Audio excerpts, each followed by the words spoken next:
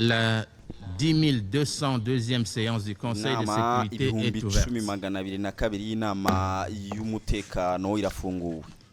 L'ordre du jour provisoire de la Ingingo présente séance y'agateganyo iri ku est murongo w'ibyigwa maintien de la uyu paix et munsi de ni la ugukomeza amahoro sécurité n'umutekano de muri l'Ukraine. Ukraine.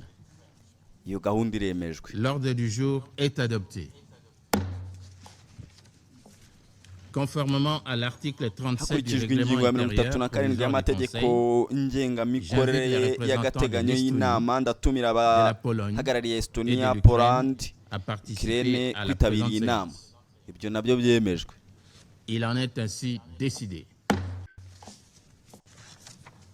Conformément à l'article 39 du règlement intérieur hakurikijwe ingingo ya 39 y'amategeko ndatumira kandi abatanga ibiganiro bikurikira kwitabira iyi nama: Madamu Kayoko Gato, umuyobozi ushinzwe Uburayi na Aziya yo hagati mu ishami rishinzwe ibibazo bya politiki no kubaka amahoro, ndetse n'ishami rishinzwe ibikorwa by'amahoro bwana Andrika Ratuwane, umwungirije w'umunyamabanga mukuru ushinzwe ibikorwa by'ubutabazi n'impuzabikorwa wungirije w'ubutabazi bwihuse bw'agateganyo. Ibyo nabyo byemejwe. Il en est ainsi décidé. Conformément à l'article 39 du règlement intérieur hakurikijwe provisoire du ingingo ya Conseil, 39 ndatumira kandi j'invite bwana également Kateri M. Weyer Quentin Weller wo mu ntumwa et la z'umuryango délégation de l'Union w'ubumwe européenne bw'uburayi mu auprès de muryango l'Organisation des w'abibumbye Nations kwitabira iyi à nama. participer à la présente séance. Ibyo nabyo byemejwe. Il en est ainsi décidé.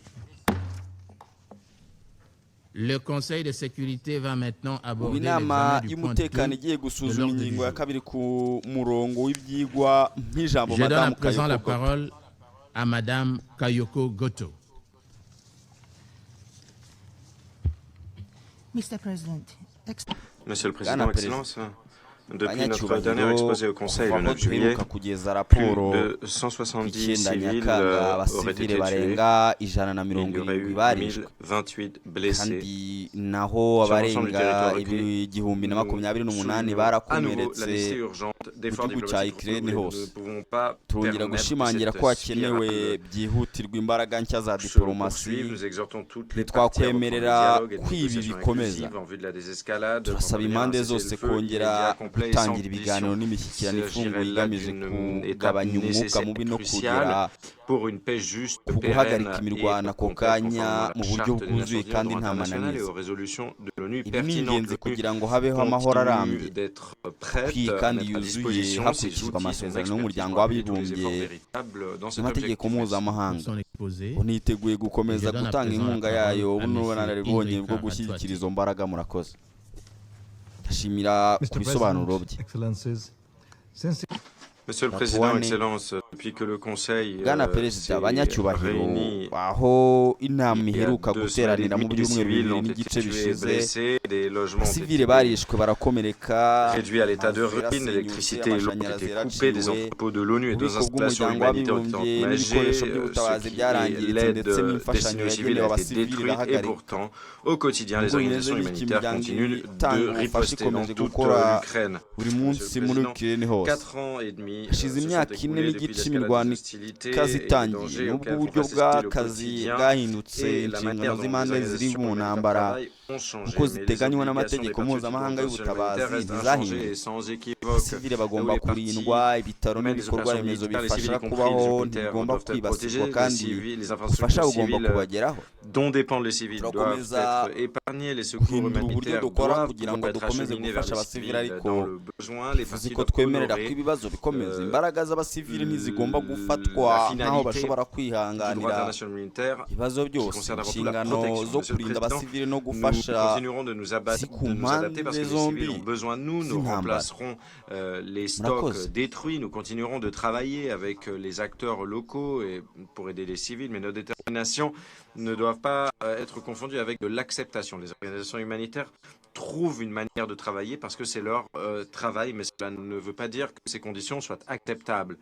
Et cette détermination extraordinaire ne doit pas, des civils ne doivent pas non plus être assimilés à une capacité illimitée de supporter des souffrances. Les organisations humanitaires continuent de faire tout ce qui est en leur pouvoir, mais ne peuvent pas compenser l'échec à honorer la dimension protection du droit international humanitaire, la responsabilité d'épargner les civils et de répondre à leurs besoins essentiels incombe aux parties au conflit. Les acteurs ayant de l'influence ont une responsabilité également. Le droit international humanitaire n'est pas facultatif. Merci. Son exposé. Je donne maintenant la parole aux membres du ndashimira ubu Conseil ntanze ijambo abagize inama bashaka gutanga ibitekerezo ndashimira uhagarariye Pakistan ku magambo ye Je vais maintenant faire une déclaration en ma ndatanga qualité de ijambo nk'uhagarariye Repubulika ya Demokarasi ya Kongo. Distingués membres du Conseil, la République démocratique du Congo Kongo irashimira Madamu Kayoko Gato na Bwana Indrikara Twate ku bisobanuro byabo amakuru ku byerekeye Ukraine naracyateye impungenge nubwo mu ntangiriro za 2026 hari icyizere cy'amahoro. sous-secrétaire général par intérim imirwano irakomeje kandi ikomeje gutwara ubuzima bw'abasivili benshi au sein du bureau de la coordination des affaires humanitaires pour leurs exposés. Les informations qui nous parviennent sur la situation en Ukraine demeurent profondément alarmantes. iragaragaza ko amezi ya mbere ya 2026 umubare w'abasivili bahohotewe wiyongereyeho 37% ugereranyije no 2025. Les mois qui se sont suivis n'ont malheureusement fait que confirmer l'installation durable d'une poursuite de violence qui continue d'enregistrer son lot de victimes. La République démocratique du Congo demeure vivement préoccupée par la poursuite et l'intensification des hostilités, malgré les appels répétés de ce Conseil à la désescalade et à la retenue. Force est de constater que la logique militaire continue de prévaloir sur les efforts politiques et diplomatiques, pourtant indispensables à un règlement durable de ce conflit. Cette évolution ne fait qu'aggraver les conséquences humanitaires de la guerre et accroître les souffrances des populations civiles. Les informations portées à la connaissance du Conseil au cours de ces derniers jours, tout comme les développements évoqués par nos intervenants, rappellent une fois encore l'urgence de mettre fin aux souffrances des populations meurtries et exténuées par plus de 4 années de guerre. La République démocratique du Congo exprime sa profonde compassion à toutes les victimes civiles de ce conflit et réaffirme sa solidarité avec les populations affectées où qu'elles se trouvent.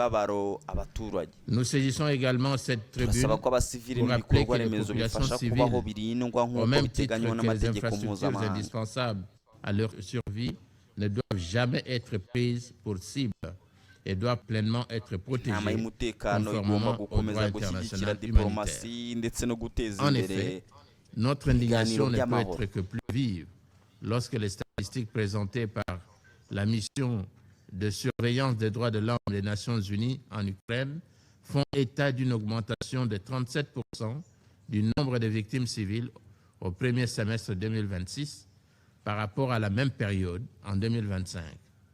Ces chiffres illustrent avec force le coût humain grandissant du conflit et confirme que la poursuite de la logique militaire continue de frapper durement les populations civiles de part et d'autre de la frontière. Distingué membre du Conseil, réaffirmant son profond attachement aux buts et principes de la Charte des Nations Unies, ainsi qu'au respect du droit international et du droit international humanitaire, la République démocratique du Congo rappelle qu'il ne saurait y avoir de solution militaire à ce conflit. Chaque nouvelle offensive, quelle qu'en soit l'origine, prolonge le continuum de violence, accroît les souffrances humaines et éloigne davantage les perspectives d'une paix durable. Ma délégation renouvelle par conséquent son appel à la cessation des hostilités, à la protection effective des populations civiles, ainsi que des infrastructures indispensables à leur survie, et à l'instauration d'un cessez-le-feu susceptible de créer les conditions favorables à un véritable processus politique.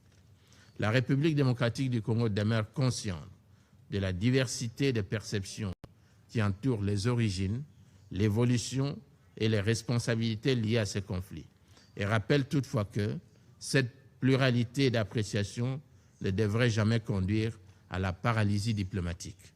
En effet, ma délégation maintient qu'une paix véritable ne pourra être atteinte que si les préoccupations de toutes les parties sont entendues et examinées avec responsabilité, discernement et bonne foi dans le strict respect de la Charte des Nations Unies et du droit international. À cet égard, ma délégation souhaite rappeler le débat de haut niveau organisé récemment par le Conseil sur le thème « Renforcement des mécanismes de règlement pacifique des différends » dans le prolongement de la résolution 2788. Ce débat a opportunément rappelé que la Charte des Nations Unies met à la disposition des États un ensemble d'instruments de diplomatie préventive et de règlement pacifique des différends, notamment la négociation, la médiation, la conciliation, l'arbitrage et le règlement judiciaire dont le plein recours demeure plus que jamais nécessaire. La République démocratique du Congo appelle ainsi les parties à reprendre sans délai un dialogue franc, sincère, inclusif et conduit de bonne foi avec l'appui des Nations Unies et de tous les acteurs susceptibles de contribuer de manière impartiale et constructive au rapprochement des positions. Ces efforts doivent viser l'avènement d'une paix juste, durable et mutuellement acceptable dans le respect de la souveraineté, de l'indépendance politique et de l'intégrité territoriale des États, conformément aux buts et principes de la Charte des Nations Unies. Le Conseil de sécurité ne peut se limiter à constater périodiquement la dégradation de la situation. Il lui appartient de préserver les voies de la diplomatie, de soutenir les initiatives crédibles de médiation et d'encourager toutes les démarches susceptibles de favoriser une désescalade durable. En conclusion, la République démocratique du Congo demeure convaincue que seule une solution politique permettra de mettre un terme durable à ce conflit. Notre responsabilité collective est de faire taire les armes, d'interrompre la poursuite de violences qui frappent les populations civiles et de créer les conditions propices à une paix juste, durable et mutuellement acceptable. À cette fin, ma délégation continuera d'appuyer toute initiative crédible fondée sur le dialogue, la diplomatie préventive et le règlement pacifique des différends, conformément aux buts et principes de la Charte des Nations Unies. Je reprends à présent mes fonctions de président du Conseil.